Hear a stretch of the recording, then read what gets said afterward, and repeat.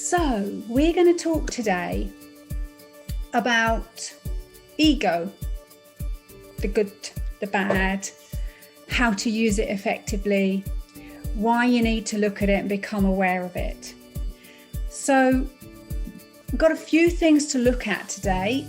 Within that, the definition of a positive ego, how to recognize negative ego traits, and how to activate what I call your inner dream team. So a positive ego that takes you forwards and accessing your higher intelligence, your higher self, or your higher mind energy at the same time.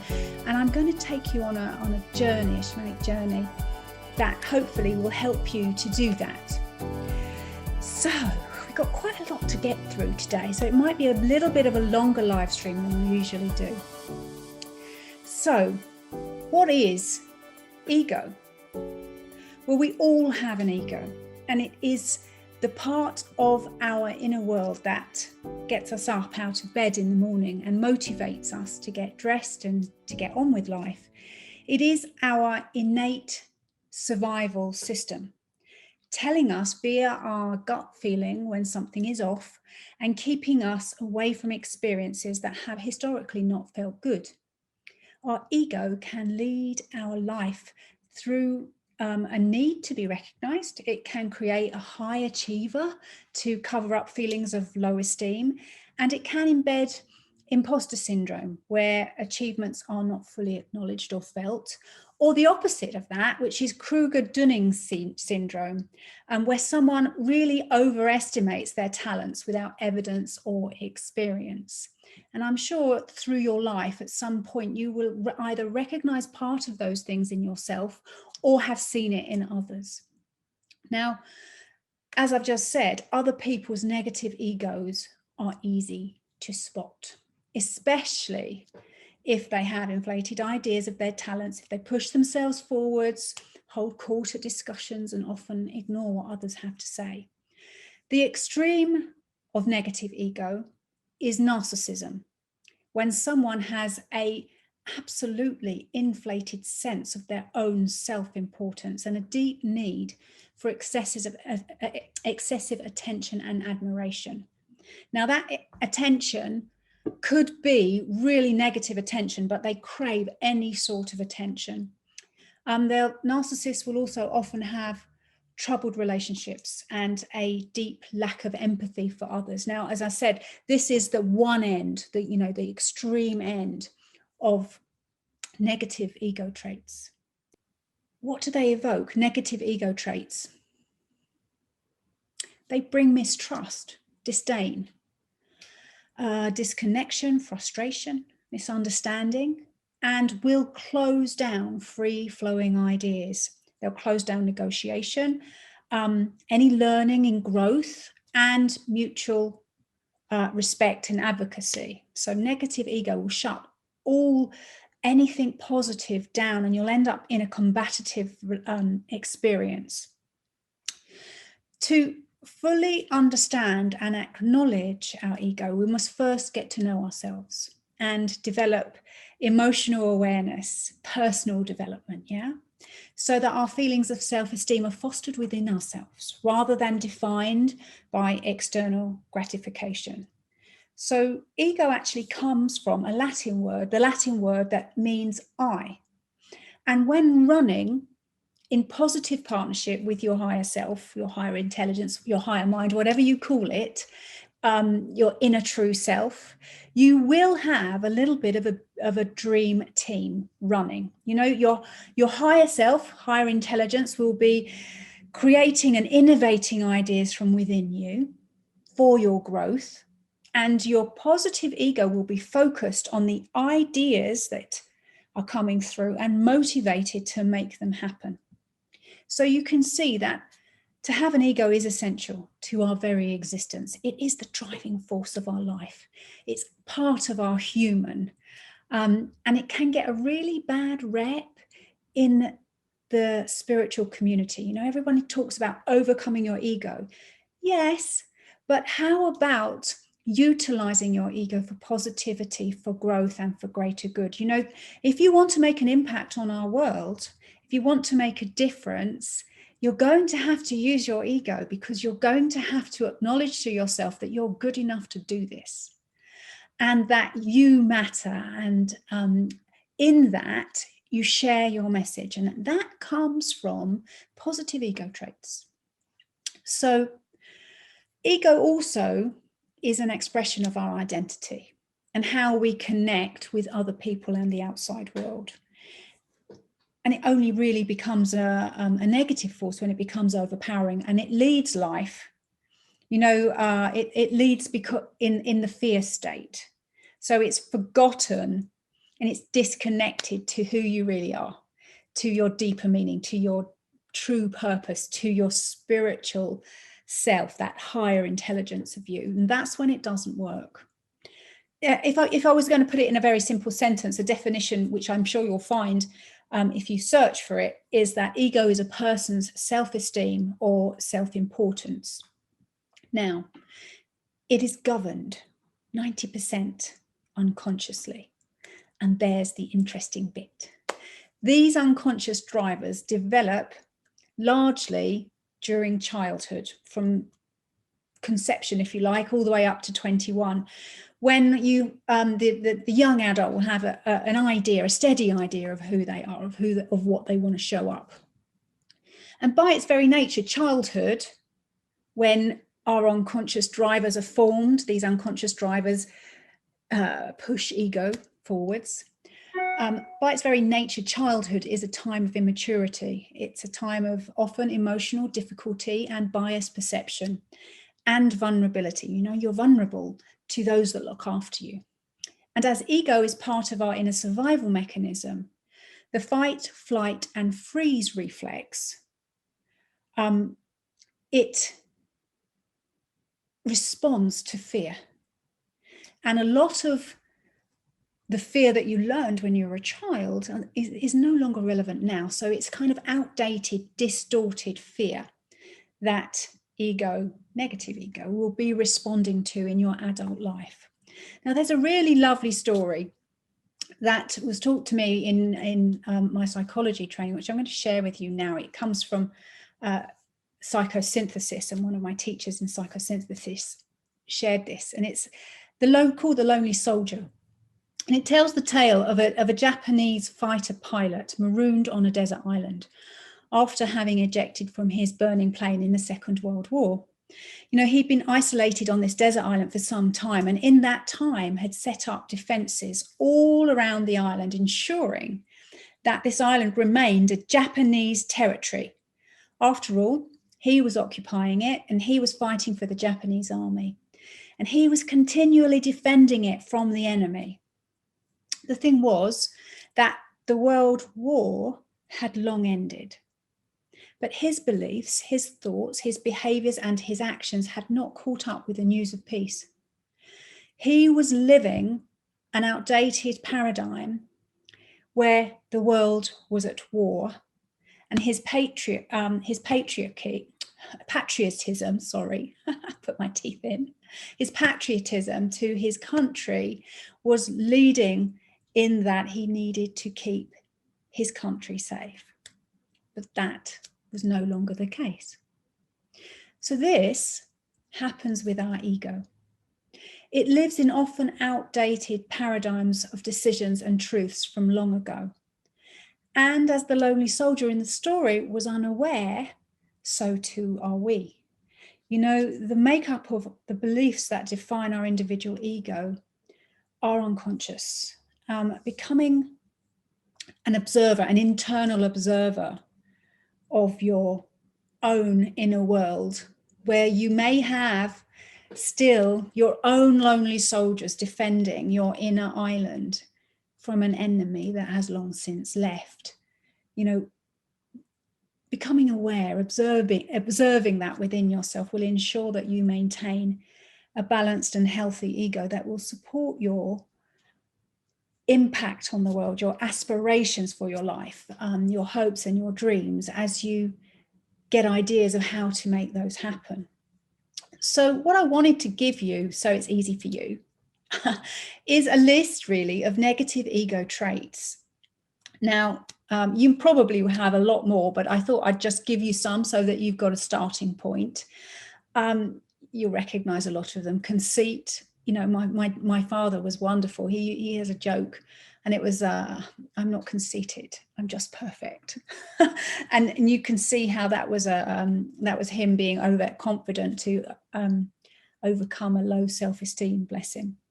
So conceit, arrogance, big-headedness, self-satisfaction, a need to always be right, a need to be seen, a need to be heard, a need to be recognized. You know, if you always want to be the star in the room, if you think you always know better than anyone else, if you're absolutely driven all of the time, show no remorse, blame others for anything, project onto external stimulus, you know, well, I can't do that because of so-and-so, and oh my God, that made me feel so-and-so. If you feel misunderstood, if you overemphasize your achievements, if you enjoy drama, if you foster a stress management style, so you know you push yourself under pressure all of the time, and that's how you succeed. If you see vulnerability as a weakness, and if you lead from the front, all of these are negative ego traits. Opposition to that is positive ego traits, and I thought I'd give you a list of those as well. So maintaining a strong sense of yourself, which means that you have what I call strong, flexible boundaries. You know who you are, you know where you end, but if something comes, you are open to learn more about yourself. So that means that your boundaries can move a little bit. You are motivated to achieve for the greater good, and you have a vision. You take calculated risks. You listen. You acknowledge. You take responsibility for yourself and your actions and your thoughts and your behavior. And you communicate effectively. You're humble with your achievements.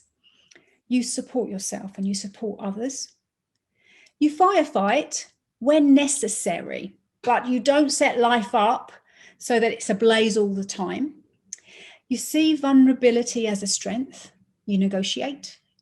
You have free-flowing ideas. And you think about your leadership role in the world. You're a thought leader. You think about things, how you want to present yourself, and you're looking to the future. So these lists are all very good, but how do you recognize negative ego overtaking? And I've got 15 points here that I've written down that I thought that I'd share with you. Negative ego overtaking is that you listen to advice, but you rarely follow it. You always look for flaws. You try to do everything yourself. You see some things as being beneath you. You keep going, even when you're wrong. You alienate people over time, but you aren't sure why. You avoid being vulnerable. You dodge things that show up your weaknesses. You never quit, never. It's like you've got the dead dog and you're still carrying it around. You forge ahead, this again, no matter what, without looking around you, being empathic to what's happening. You cover up your mistakes. You deeply feel the judgment of others.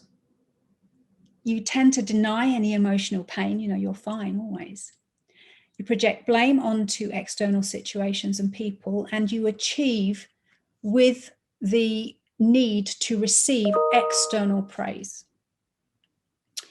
So have a think about those, and I'm sure that you'll be able to see them in the outside world, but just be aware, become an observer of yourself. Do you own any of these? I know that I still do sometimes. I often tend to tell everyone that I'm fine when I'm not. So there's still, you know, negative ego traits and how they show up or when they lead. They're always an invitation to look within and learn a little bit more about yourself, and to fill more of your own self up with your own feeling of love and worth and value. So the other end of negative ego traits are positive. It's when positive ego is leading. So to balance up, this live stream, I'm going to give you a list of these as well. And we've got a few more of these as in this list than the last time. So a positive ego leading means that you trust yourself to be honest. Others develop trust in your leadership skills because you are honest. You're able to be vulnerable. You have that free-flowing communication with others, and you own your own challenges. You define and learn from your mistakes, and you can take calculated risks. You advocate for others. You own your talents and skills and experience, but you always ask for help when you need it. And you are confident enough to allow others to shine. Never afraid to be wrong, because obviously you're going to learn something when that happens. You listen more than you speak. And you acknowledge everyone is different and has something to offer in the game of life. So people naturally warm to you because you take responsibility. And as you take responsibility, you let go of what cannot be changed. And within that, you're realistically positive. You look forwards knowing that you have the freedom of choice to make things different. So, ego is a concept. It's something we all know and connect to. But acknowledging our own ego, defining how it limits us or assists us is another matter, Positive ego matters, really does. Yet there will always be room for another level of awareness around it. And when you can effectively be honest with yourself about your own behavior patterns, then you're going to get a chance of reframing negative egos into learning points and turning them so that you can use them into positive ego leading. Now, earlier, I talked about developing an inner dream team. And I'm sure that you have an idea of what your higher self, your higher intelligence, your higher mind means to you. But a lot of people talk about and recognize their gut feeling as being a sign that tells them they're on the right track. But gut feelings are fear-based. They're ego talking. Your physical body develops responses based on your lived experience so far. Gut feeling, butterflies in the tummy, anxiety, these are all signs that ego is telling you, be careful. Now, your higher intelligence, your higher self, is forward focused. It's all about expansion. On the path ahead, it's looking forwards, and it's sending you all of the information and all of the challenges that you need to take in order to develop the qualities required to achieve what you can see for yourself. Your higher intelligence connects to deep meaning and purpose in your life and will be about you being your best self. It'll be about altruism, philanthropy, leading from a thought perspective, a compassionate, empathic perspective. It begins, how the higher mind will be the observer of the situation, and then it will be coming up above the situation and looking down and seeing another perspective to it. And it will be about making change for the greater good. So how do you evoke this dream team? This higher self, higher intelligence, higher mind, and positive ego? Well, your higher intelligence is the inner calm voice within you, the aha moments that cause a feeling of high energy, the leap of faith, trusting yourself fully, and higher mind, higher self guidance can often seem illogical, which will bring negative ego traits out in you and evoke self-doubt. And even these illogical ideas can also be taking you into places that feel extremely uncomfortable, because remember, your higher self is all about helping you to develop into who you need to be in order to achieve your dreams. And that means stretching you. That means challenging you.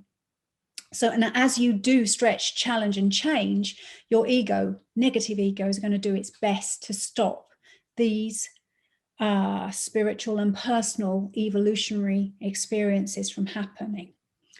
So what I mean is, if you find failure difficult or avoid it, or if you find an inner voice looking for excuses as to why you didn't fail, or if you shut down your own vulnerability, they're just 3 things that will happen immediately that you move into a place where you are being challenged to grow. So how can you bring the internal observer of your higher mind intelligence and your positive ego together? So I thought that we'd do a little shamanic journey today that will invite these energies on. It won't be a long one, but it will be something that hopefully you can go away with the information that I've shared and use to effectively look at situations, events, and challenges that are happening in your life, and invite a higher mind, higher intelligence perspective of, so that you can overcome negative ego patterns in your life that hold you back, that keep you small, that don't feel nice, that evoke difficult emotions and make it difficult for you to move forwards. So here we go. Let's have a little moment together where we close our eyes and come down into your center. Bring with your intention the idea of your energy all the way into your physical body, into the center of you. And just reach down from your feet into our earth and request that the earth hold you steady. Request grounding. And then from your crown, the top of your head, reach up to the highest point of the universe for universal love, and allow that energy to come down as a lovely white mist and wash over the whole of your body and flood through your center. Let it fill you with grace. And then in your mind's eye, the space behind your eyes, acknowledge your consciousness, the darkness of you. This is your internal observer, the part of you that came when you were born and will leave when you die, the part of you that always exists and is ever present. And as you sit here within your mind's eye, notice its neutrality, notice its peaceful nature. And then I'd like you to bring into your mind's eye a situation or event that you find a little difficult. Bring the image of it into this space in your consciousness and allow it to be colourful and allow the emotions to flow. How do you feel here? What's difficult about this? And you'll be able to observe the situation from your perspective, from the other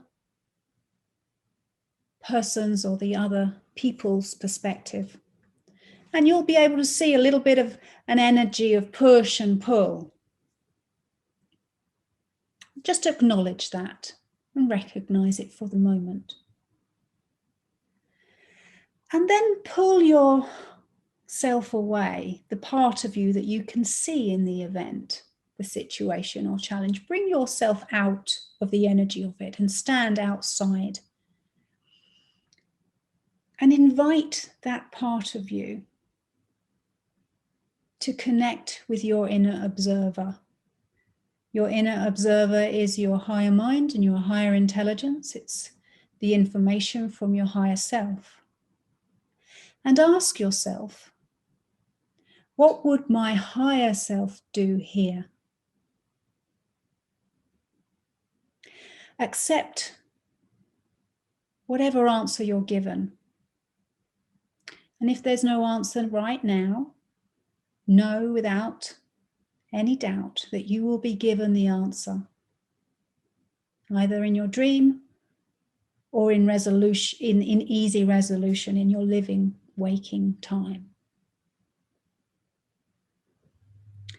And as you receive the information, what would my higher mind do here? What would my higher self do?